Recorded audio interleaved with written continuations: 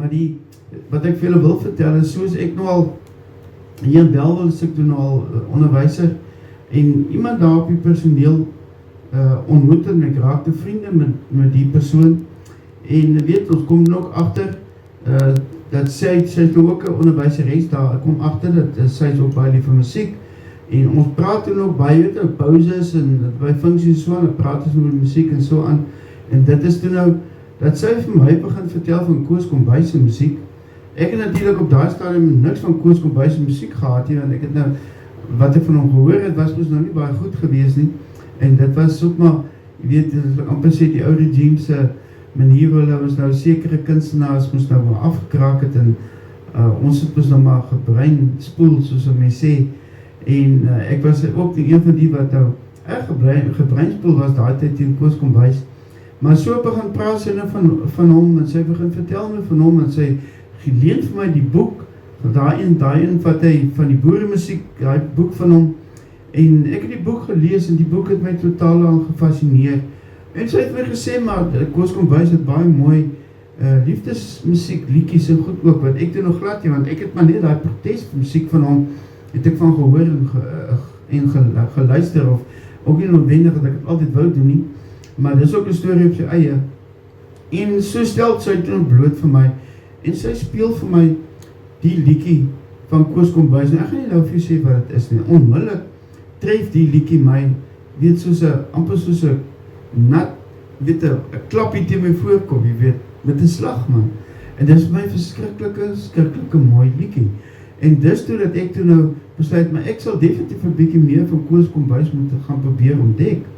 want dit kan nie wees dat hy net so een mooi liedjie het nie, en dis toe dat ek toe nou in die tyd was die CD-winkels nog ooral gewees, maar tegen van luister CD-winkel het ek daar gaan kyk, en ek kry toe een CD van Koos Kombuis met sy liefdesliedjies op, en ek maak natuurlijk toe seker die liedjie is daar op, en ek luister en ek kom toe achter, maar hier is allemaal verskriklike klomp mooi liefdesliedjies, en mooi rustig en mooi melodieë, mooi woorde, en al daardie dinge, en so het Koos Kombuis toe nou een concert kom gee, hier so by Durbanville Hoërskool, en sy kry van my kaartjie, en ons het gaan kyk nou, en dit was een woensdag aand gewees, en ons het daar in die auditorium gaan sit, en Koos Kombuis het daar kom sit, op sy lucht daar op sy hoërstoelkie, en langs sy metaalboekie, en daar sy bordetassies gestaan, en voordat hy vir ons gegroet het, het slikkie gevat, en toe sê hy vir ons, nou wat wil ons hoor, ja, toe begin skree, jy kan sien die mense toe al geweet, as hy